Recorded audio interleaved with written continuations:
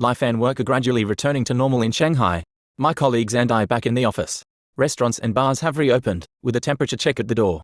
Helabike, China's largest bike-sharing company, of which I am an investor, is reporting that ridership is back to 70% of the pre-pandemic level. The same is happening by varying degrees in the rest of China. The nightmare that felt as if it would last forever may be behind us, knock on wood.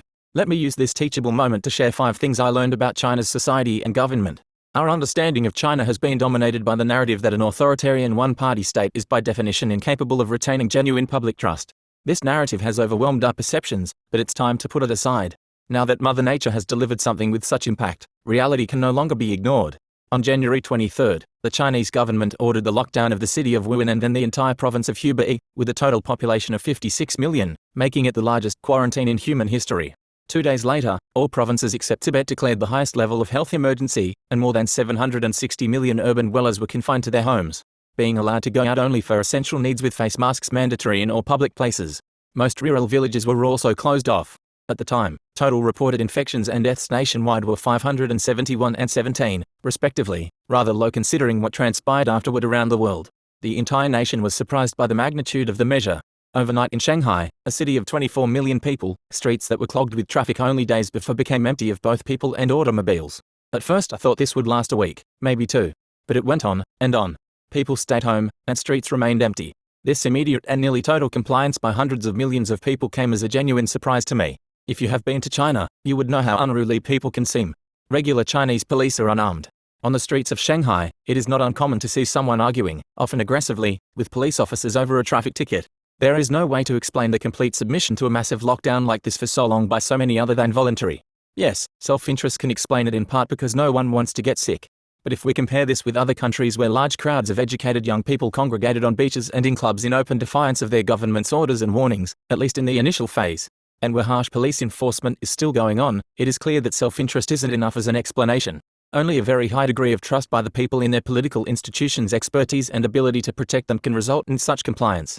Some may argue that such submission was due to China's strict security apparatus. This is off the mark for 2 reasons. First, security forces are only effective against small groups of activists, not a vast population of hundreds of millions of people if they chose to disobey en masse. Second, throughout the epidemic, there were few reports and little evidence of mass coercive actions to enforce lockdowns. The government also went to extraordinary lengths in its communication with the public. Every day, new data was released, by city, by province, and nationwide. Every hour, government experts were on TV talking in detail about the new coronavirus and the nation's evolving response. Every newspaper was writing about the importance of social distancing. In other words, the trust was not blind. If you were immersed in Chinese social media in early February, you might have drawn the opposite conclusion. Public anger was raging in the midst of the biggest national trauma since the end of the Cultural Revolution. The alert mechanism for local authorities to provide early warnings to Beijing, which the government established after the SARS epidemic 15 years ago, apparently failed in the initial stage of the coronavirus outbreak. Many speculated that the bureaucratic fear of delivering bad news up the official chain caused the delay, exposing a significant fault in China's political system. The uproar reached a boiling point when Li Wenliang, the Wuhan doctor who first warned of the danger of the coronavirus in December and was muzzled by the local police, succumbed to the virus himself. If that's all you saw, it might be understandable for you to see this as China's Chernobyl moment or the beginning of a version of the Arab Spring, as some indeed claimed. But that's not how it turned out. When the central government acted to mobilize for the most sweeping counter-epidemic operation in human history, the country coalesced. 500,000 volunteers went to the front lines in Hubei province, risking their health and lives as medics, quarantine workers, and logistics personnel. Nationwide, more than 2 million citizens have registered and served as volunteers. Social media began to be flooded with their inspiring stories and images. Cafes and restaurants were providing free food and drinks to volunteers, even though their businesses were suffering catastrophic losses. One picture that went viral showed a Wuhan community worker covered shoulder to toe with medicine packages he was carrying for home delivery. Virtually every neighborhood in the country organized 24-hour checkpoints with volunteers and security personnel controlling access and checking people's temperatures. Many communities also organized volunteers to check on the livelihoods of vulnerable residents like the elderly. Imagine this happening with 1.4 billion people, on every street, in every neighborhood, in every village. There has been virtually no crime. On the internet, the government and various social institutions put out an enormous volume of information about the characteristics of the coronavirus and the progress of the pandemic. There was massive public engagement on social media for the dissemination of information. Now I watch Western experts and authorities talking on CNN and BBC about such things as the length of time the virus can survive on hard surfaces or in aerosol form. But these are things tens of millions of Chinese netizens were already talking about, every day and every hour, back in February. From the top down, the government called for a people's war against the pandemic.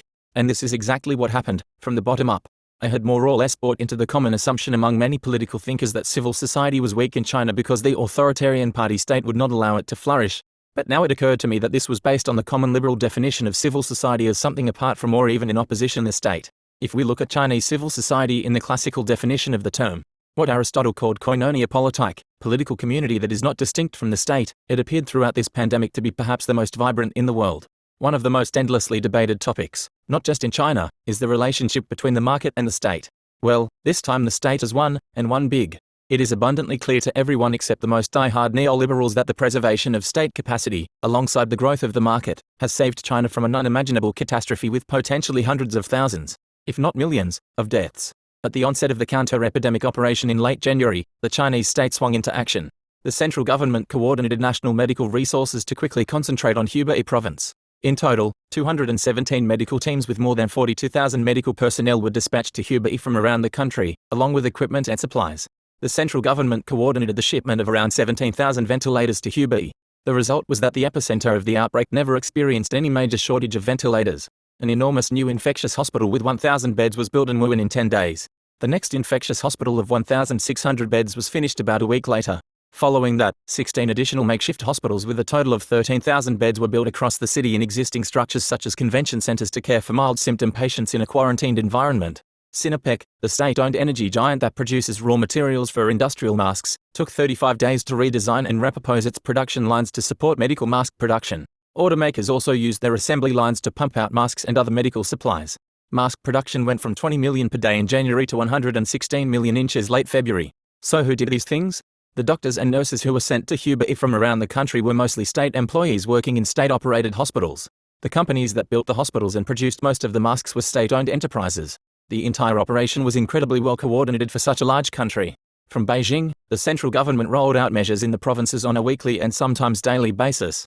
The provincial governments were given orders with the leeway to adapt them to local conditions. Then the provincial governments did the same downward to cities and counties. It also worked the other way around. Local governments sent their findings and suggestions to Beijing. The makeshift hospital idea, for example, came from an academic team studying the situation in Wuhan and found that existing hospitals were not enough to deal with a large number of mild symptom patients who posed a contagion threat. They sent the findings and proposal to Beijing, and it was approved and ordered to be implemented within 24 hours. The state also moved quickly to soften the economic impact of the crisis. In addition to direct subsidies to companies, the government adjusted the enforcement practices of the labor law so companies could be relieved of their obligations to pay employees full salaries when there was no business. In exchange, companies were asked not to lay off employees and to keep them on the payroll with minimum wage and health benefits. Businesses were entitled to have their rents reduced or even waived if their landlords were state-owned enterprises. Through this crisis, 3 individuals emerged from relative obscurity to national fame. Li, the initial whistleblower whose warnings were not heeded, died of COVID-19. Hong Nanchen, the national public health czar for the pandemic, has been the public face of the counter-epidemic operation, similar to Anthony Fauci in the United States. Zhang Wenhong is the Huishan hospital doctor who has been leading the counter-epidemic operation in Shanghai. They are from very different personal backgrounds and geographical regions and of different generations but share 2 things in common. First, they are all doctors. Second, they are all veteran members of the Chinese Communist Party, CCP. The party has been the most conspicuous presence throughout this ordeal. Zhang works in the hospital 2 blocks from my house. He was recorded in a video speaking about the organization of the medical team for the defense of Shanghai. In his booming voice, he said, "Party members go first, no questions asked." The video went viral. Day in and day out, the Chinese internet was flooded with images of party member volunteers swearing their oaths before the CCP flag on their way to Wuhan, pledging to place the lives of others before their own. Of the 496 health workers and volunteers who died on the front lines as of April 29, 328 were party members. Some years ago, the American political scientist Francis Fukuyama coined the term bad emperor problem. It was meant to theorize that in an authoritarian political system, even if there can be good rulers, there is little to prevent a bad ruler from gaining power and ruining the country. This is not the time or the place to debate this theory. But one thing I do know now is that 11 is a good emperor. On January 28, 11 used a meeting with the head of the World Health Organization to tell the nation that he was directly in charge of the counter-epidemic operation. At that time, the future had never seemed bleaker and more uncertain, but opportunism and choking responsibility are not within this leader's character. The decision to lock down Wuhan and Hubei carried such enormous consequences that it was likely to have been his and his alone. And it turned out to be the decision that saved the nation from a devastating catastrophe. In an unprecedented practice, he chaired the Politburo Standing Committee meetings to issue policy directives and made them public. He wore a mask in his public appearances. He held a video conference with 170,000 frontline government officials and volunteers. Indeed, the People's War was led by him personally in front of the entire nation. As a strong leader, 11 certainly has had his share of detractors, especially internationally but also domestically, and will no doubt continue to have them.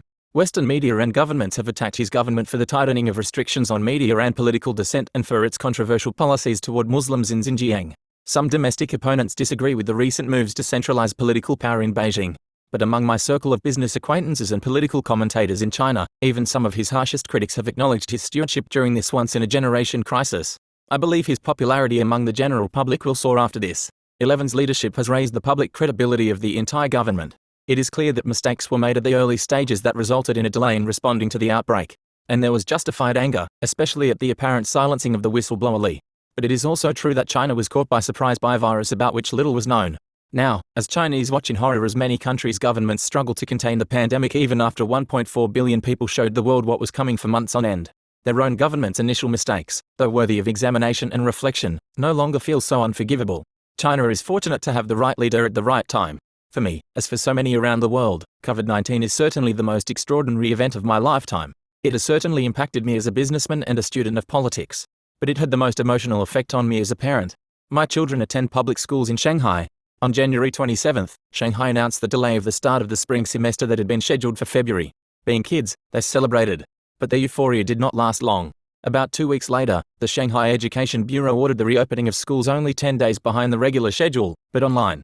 They had adapted, in record time, the entire curriculum for online learning. The new materials were sent to us by email to be printed out. My home inkjet printer died on the second day. I bought an industrial-strength laser printer and printed more than 1,000 pages of middle school textbook materials. Every school day now starts at 8 a.m. and ends at 4 p.m. Chinese, math, physics, English, one session after another in front of the computer screen as on regular school days. Homework has to be turned in every evening by taking pictures of the workbook and uploading it onto the school system. The next morning, they are graded and corrections demanded. Having the kids at home is nice, but the workload on us parents is brutal. I have never screamed at the kids so much. On the morning of March 19th, I woke up and reached for my phone to check the coronavirus numbers from the day before, as I had every morning for almost 2 months. That morning, I saw a total of 80,928 confirmed cases in China and 3,245 cumulative deaths. The total number of new confirmed cases, 0. I rushed downstairs to tell the kids the good news. As I walked into the dining room, which served as their makeshift classroom, I was stopped by the prelude to the national anthem. My children were standing before their computer screens in their full school uniforms, observing the daily flag-raising ceremony. I had not cried in a very long time,